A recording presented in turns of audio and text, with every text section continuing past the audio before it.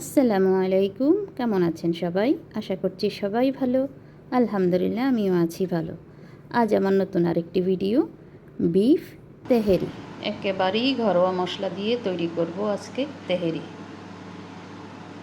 নিয়ে নিলাম গরুর মাংস 1 কেজি, চিনি গুঁড়া চাল 1/2 কেজি, সাথে মশলা যাচ্ছে পেঁয়াজ, রসুন, আদা, জিরা ধনিয়া পেস্ট, কাঁচামরিচ, আলু বোখারা, লং, ছোট এলাচ, বড় এলাচ, দারচিনি, কাবাব চিনি, জায়ফল, জাবিত্রী, কেওড়া জল, তেহারি মশলা, দই।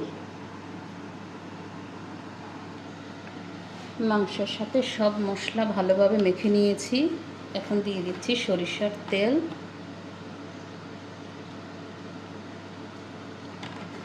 আর দিয়ে দিচ্ছি স্বাদ মতো লবণ। আবার ভালোভাবে মাংসের সাথে তেল লবণ মিক্স করে নিচ্ছি। সব মশলা একসাথে মেখে নিয়েছি।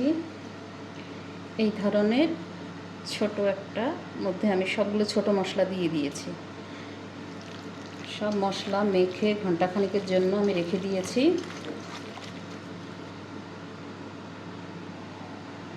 ঘন্টাখানেক পরে আমি সব মশলা সহ সব কিছু একসাথে করে কুকারে দিয়ে দিয়েছি।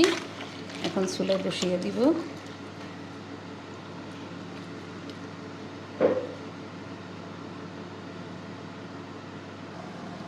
চুলায় মাংস বসিয়ে দিয়েছি হাই হিটে। 4-5 মিনিট রান্না করব। চালটা আমি রেডি করে নিচ্ছি। পোলাও চাল, কাঁচামরিচ, পেঁয়াজ, একটু করে আদা, রসুন, আলু, তেহারি মশলা সব একসাথে মিক্স করে আমি রেখে দিচ্ছি কিছুক্ষণ।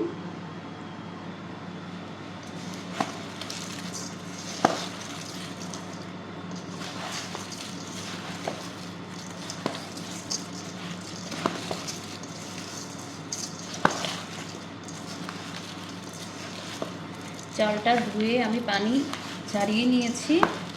চালটা বেশ ঝরঝরা হয়ে আছে। সব মশলা একসাথে মিক্স করে 10-15 মিনিটের জন্য আমি রেখে দিব। 10 মিনিট চালকে আমি ম্যারিনেট করে রাখার পর এখন চালগুলোকে একটু ভেজে নিব। দিয়ে দিচ্ছি ঘি, 2 চামচ ঘি।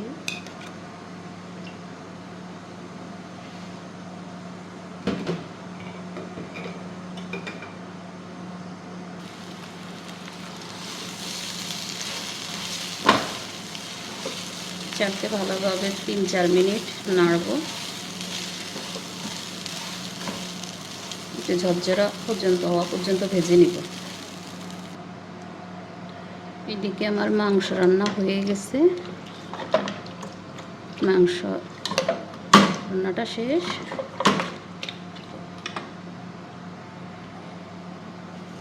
চালও হয়ে গিয়েছে।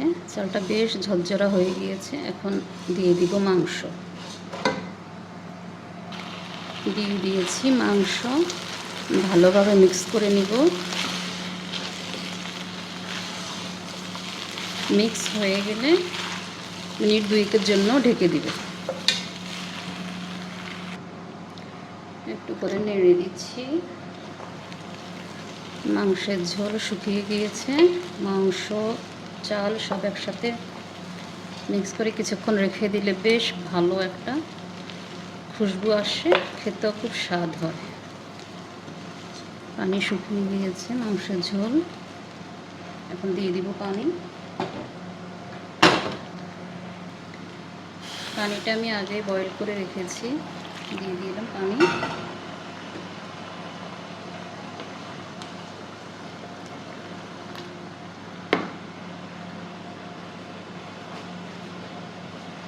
দিয়ে দিচ্ছি লবণ স্বাদ মতো।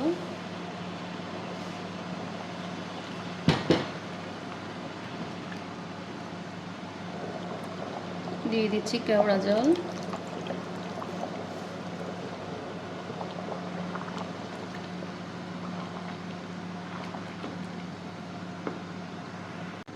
রান্না শেষ। আনলো।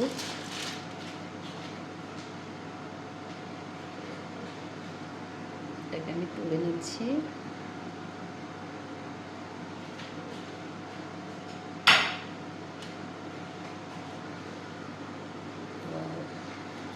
বেশ ঝরঝরা, অনেক সুন্দর বাস।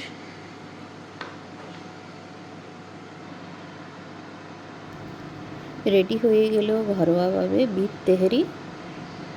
এইভাবে বানাবেন, খাবেন। আশা করছি আপনাদের সবার ভালো লাগবে। যদি ভালো লাগে তাহলে অবশ্যই চ্যানেলটিকে লাইক, শেয়ার, সাবস্ক্রাইব করে দেবেন। আপনার বন্ধুদের সাথে অবশ্যই শেয়ার করবেন। আল্লাহ হাফেজ।